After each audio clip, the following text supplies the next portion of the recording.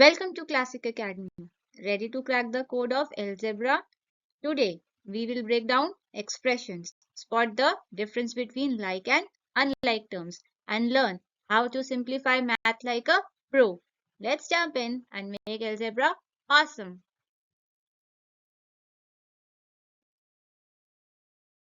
In our previous video, we have already discussed that algebraic expression वो expression होता है जिसमें हमारे coefficient, variables and constant होते हैं जो कि आपके fundamental operations of addition, subtraction, multiplication and division से बने होते हैं.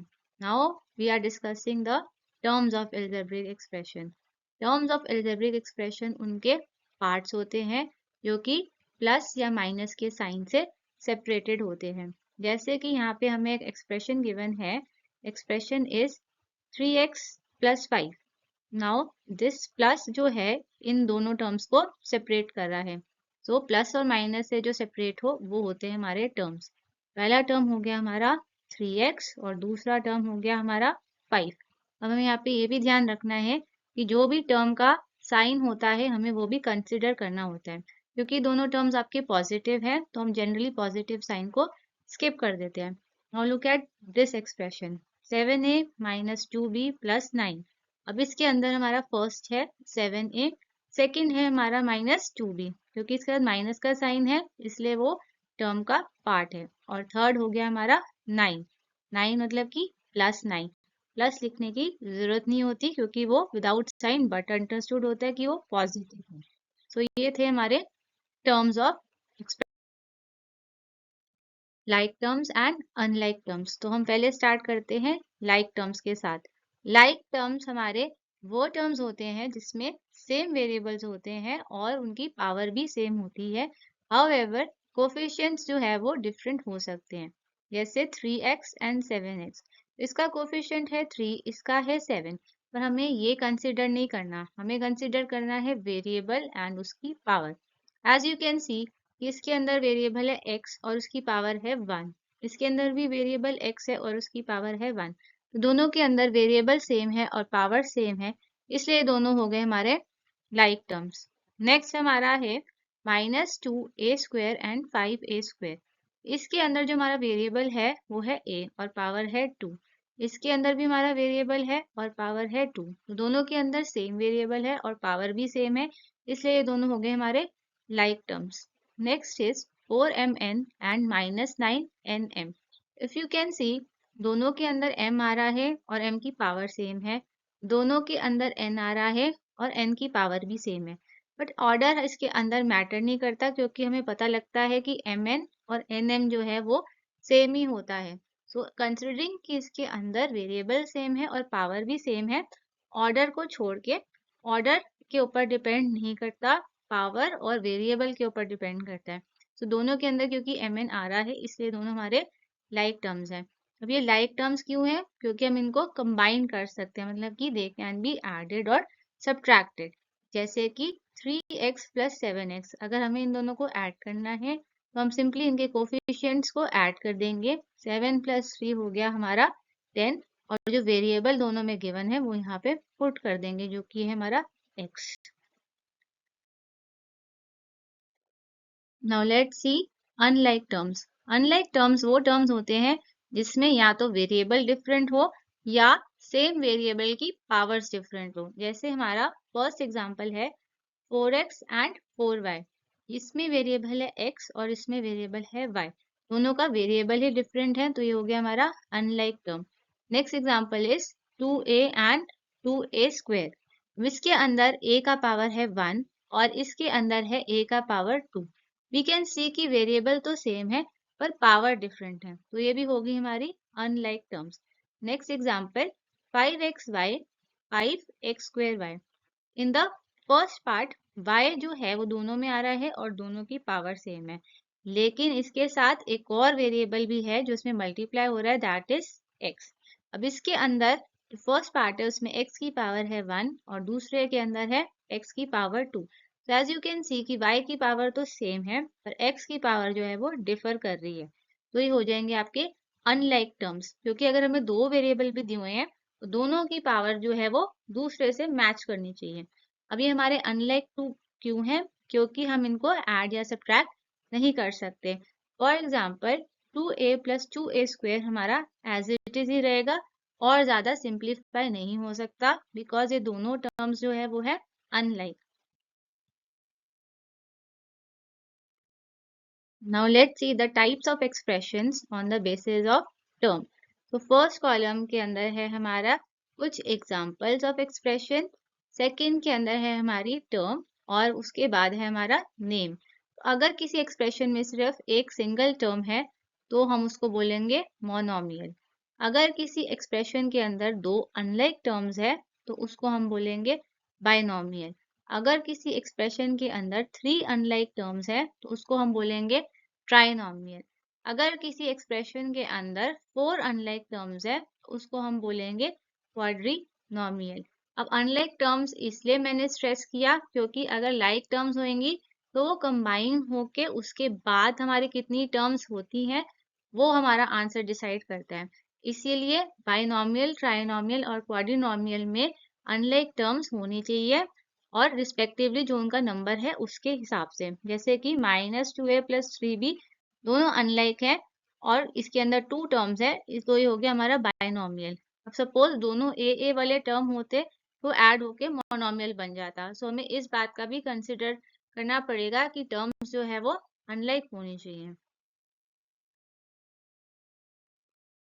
ऐसा ही एक एग्जाम्पल मैंने यहाँ दिया हुआ है जहाँ पे आपको ये एक्सप्रेशन देखने में तो ट्राइनोमियल लगेगी बट एक्चुअली ये है binomial. So let's see this example 6y plus 4y plus 9। अब आप बोलोगे कि इसके अंदर है थ्री टर्म्स तो ये होना चाहिए ट्राइनोमियल, बट नहीं, ये हमारा बाइनोमियल एक्सप्रेशन है क्योंकि मैंने अभी आपको क्या बताया कि जो टर्म्स हैं वो सारी अनलाइक होनी चाहिए, बट इसके अंदर तो हमारी दो लाइक टर्म्स आ रही है 6y एंड 4y। अब ये लाइक क्यों है? क्योंकि दोनों में वेरिएबल और उसकी पावर दोनों सेम है। अभी हमने थोड़ी देर पहले पढ़ा कि लाइक टर्म्स जो है उनको हम ऐड और सब्ट्रैक्ट कर सकते हैं।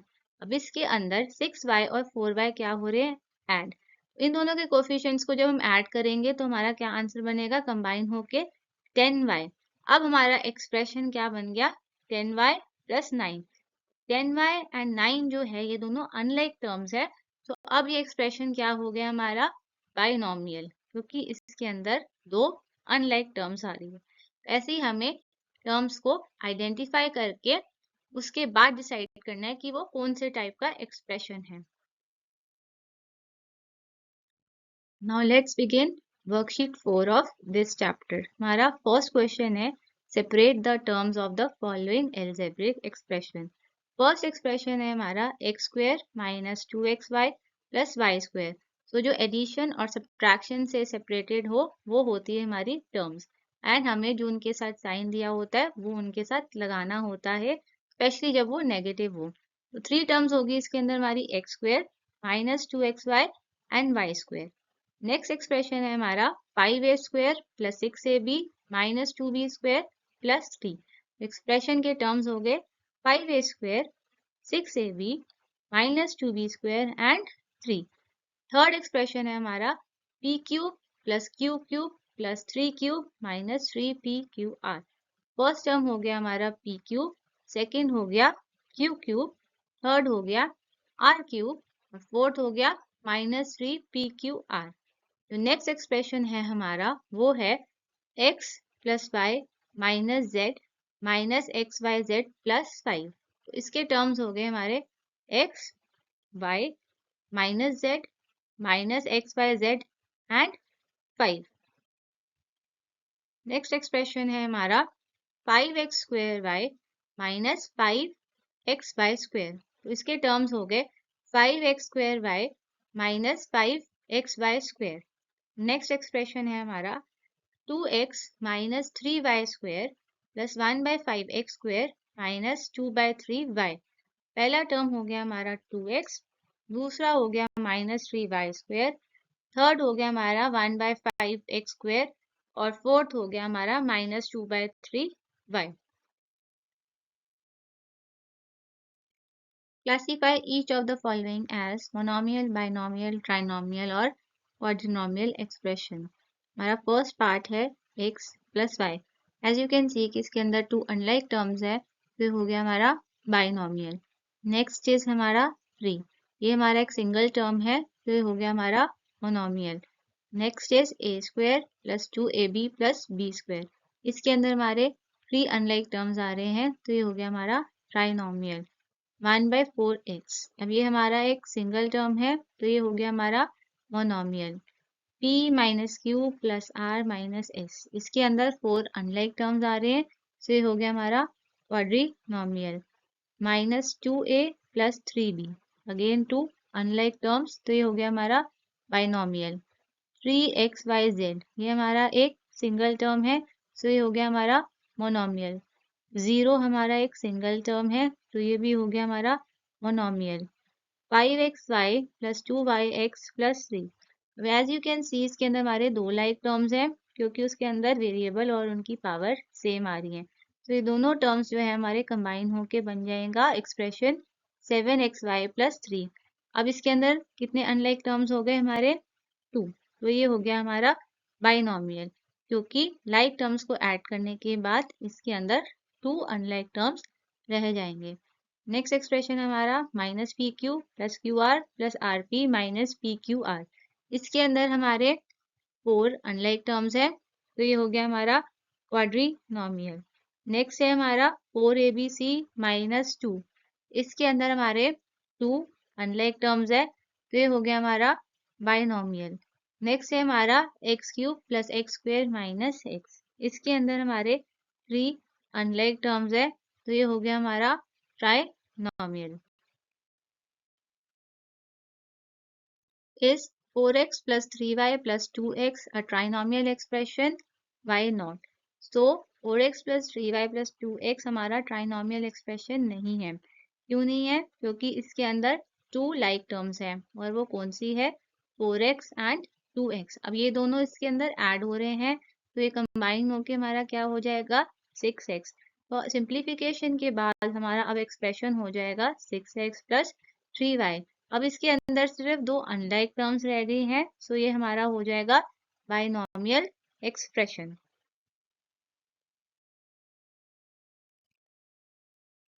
Identify the like terms in the following. So हमारा फर्स्ट ग्रुप है ये, और इसके अंदर हमें 2 टर्म्स दिए गए हैं जो कि हमारे लाइक हैं, x square and 1/2 x square, क्योंकि इसके अंदर वेरिएबल सेम है, दैट इज एक्स, और इसकी पावर भी सेम है, that is 2। In the next group हमारे 2 लाइक टर्म्स है, p and 4p।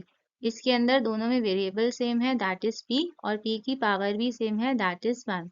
In this group हमारे 2 टर्म्स ऐसे हैं जो कि लाइक हैं, वो है -2ab एंड 3ba। अच्छा, ab और ba आपको ये पता है कि पावर और वेरिएबल सेम होना चाहिए। ऑर्डर आपका कैसे भी हो सकता है, क्योंकि मल्टीप्लिकेशन में ऑर्डर जो है वो हमारा मैटर नहीं करता। अब दोनों के अंदर a आ रहा है और a का पावर सेम है, दैट इज 1, और b आ रहा है और b का पावर भी सेम है, दैट इज 1। तो ये दोनों हो गए हमारे like terms. In the next group हमारे लाइक टर्म्स है x square by Z and -4 by x square Z. दोनों में x आ रहा है और उसकी पावर सेम आ रही है, दैट इज 2। दोनों में y आ रहा है और उनकी पावर सेम आ रही है, दैट इज 1। और दोनों में z आ रहा है और उनकी पावर सेम आ रही है, दैट इज 1। सो क्योंकि वेरिएबल्स और उसकी पावर दोनों में सेम आ रही है, इसलिए हमारे लाइक टर्म्स है। जो नेक्स्ट है हमारा, वो है हमारा -11pq एंड qp। अब इसके अंदर दोनों में p आ रहा है और उसकी पावर सेम है, that is 1।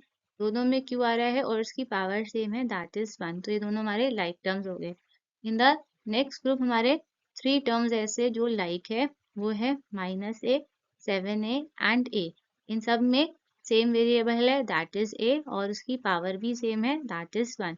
In the next group हमारे 2 टर्म्स ऐसे हैं जो कि लाइक है, वो है हमारा 2a³ b² c and next है हमारा b² a³ c। दोनों के अंदर हमारा a आ रहा है और उसकी पावर सेम है, दैट इज क्यूब। b आ रहा है और उसकी पावर सेम है, that is square. And c आ रहा है और उसकी पावर सेम है, दैट इज 1। लास्ट ग्रुप के अंदर भी हमारे 2 टर्म्स ऐसे हैं जो कि लाइक है, वो है -2x² एंड 2y(x²). दोनों में x आ रहा है और उसकी पावर सेम है, दैट इज 2, और y आ रहा है और उसकी पावर सेम है, दैट इज 1। तो क्योंकि दोनों वेरिएबल्स और उनकी पावर सेम है दोनों टर्म्स के अंदर, इसलिए ये हमारे लाइक टर्म्स हैं। नेक्स्ट क्वेश्चन है हमारा, write the algebraic expression whose terms are. First part में हमें ये टर्म्स गिवन है 2a 3b -2c। सो हमें पता है यहाँ पे जब कोई साइन है तो पॉजिटिव साइन होता है, और यहाँ पे 2c का हमें नेगेटिव साइन दिया है। तो हमारा एक्सप्रेशन हो जाएगा 2a + 3b - 2c।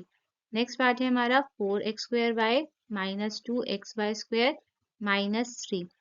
तो इसके अंदर दो नेगेटिव टर्म्स हैं, तो हमारा एक्सप्रेशन हो जाएगा 4x² -2xy² एंड -3।